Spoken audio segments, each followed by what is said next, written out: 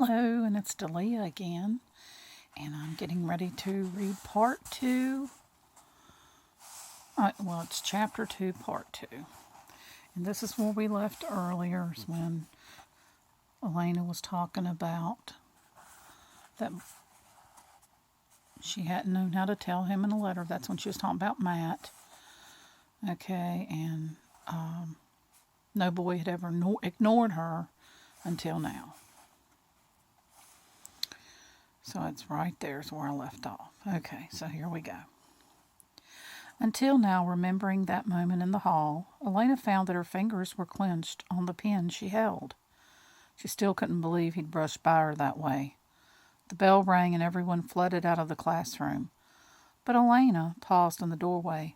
She bit her lip, scanning the river of students flowing through the hall.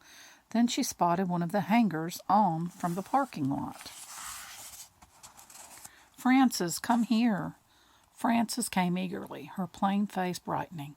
Listen, Frances, you remember that boy this morning with the Porsche and the assets? How could I forget? Well, I want his class schedule. Get it from me. Get it from the office if you can, or copy it from him if you have to, but do it. Frances looked surprised for a moment, then grinned and nodded. Okay, Elena, I'll try. I'll meet you at lunch if I can get it. Thanks. Elena watched the girl go. You know, you really are crazy, Meredith's voice said in her ear. What's the use of being queen of the school if you can't pull a little rank sometimes? Returned Elena calmly. Where do I go now? General business? Here, take it yourself. Meredith thrust a schedule at her. I've got to run for chemistry later. General business and the rest of the morning passed in a blur. Elena had hoped to catch another glimpse of the new student, but he was in none of her classes. Matt was in one, and she felt a pang as his blue eyes met hers with a smile. At the lunch bell, she nodded greetings right and left. As she walked to the cafeteria, Caroline was outside, posed casually against a wall with chin up and shoulders back and hips forward. The two boys she was talking to fell silent and nudged each other as Elena approached. Hi, Elena said briefly to the boys and to Caroline. Ready to go and eat? Caroline's green eyes barely flickered toward Elena, and she pushed glossy auburn hair out of her face. What, at the royal ball? She said. Elena was taken aback. She and Caroline had been friends since kindergarten, and they'd always competed with each other good-naturedly. But lately something had happened to Caroline. She'd begun to take the rivalry more and more seriously, and now Elena was surprised at the bitterness in the girl's voice. Well, it's hardly as if you're a commoner, she said lightly.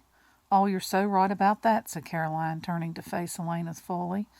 Those green cat eyes were slitted and smoky, and Elena was shocked by the hostility she saw there. The two boys smiled uneasily and edged away. Caroline didn't seem to notice. A lot of things changed while you were gone this summer, Elena, she continued, and just maybe your time on the throne is running out. Elena had flushed. She could feel it. She struggled to keep her voice steady. Maybe, she said, but I wouldn't buy a scepter just yet if I were you, Caroline.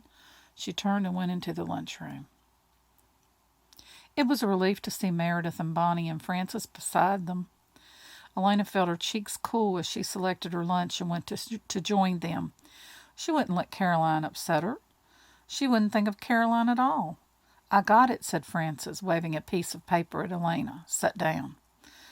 And I have some good stuff, said Bonnie. Importantly, Elena, listen to this.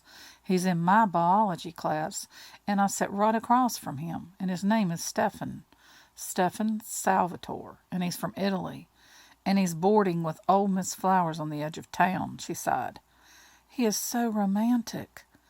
Caroline dropped her books, and he picked them up for her. Elena made a wry face. How clumsy of Caroline. What else happened? Well, that's all. He didn't really talk to her. He's very mysterious. You see, Miss Endicott, my biology teacher, tried to get him to take off his glasses, but he wouldn't. He has a medical condition. What kind of medical condition? I don't know, maybe it's terminal and his days are numbered. Wouldn't that be romantic? Oh, very, said Meredith. Elena was looking over Frances's sheet of paper, biting her lip. He's in my 7th period, European history.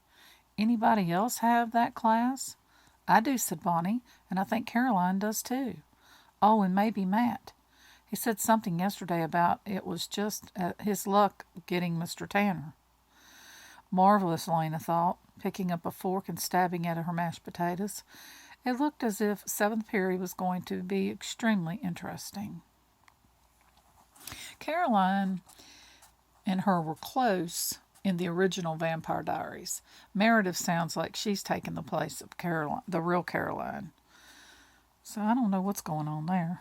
And they've got them listed as a blonde for Elena and Bonnie as a redhead.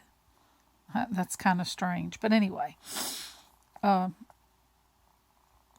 just something from the show. It's just kind of different. Okay, to continue on, sorry about that. Stephen was glad the school day was almost over. He wanted to get out of these crowded rooms and corridors just for a few minutes. So many minds. The pressure of so many patterns, so many mental voices surrounded him, was making him dizzy. It had been years since he had been in a swarm of people like this. One mind in particular stood out from the others. She had been among those watching him in the main corridor of the school building. He didn't know what she looked like, but her personality was powerful. He felt for sure he'd recognize it again. So far, at least, he'd survived the first day of the masquerade. He'd used the powers only twice, and then sparingly. But he was tired, and he admitted ruefully hungry. The rabbit hadn't been enough.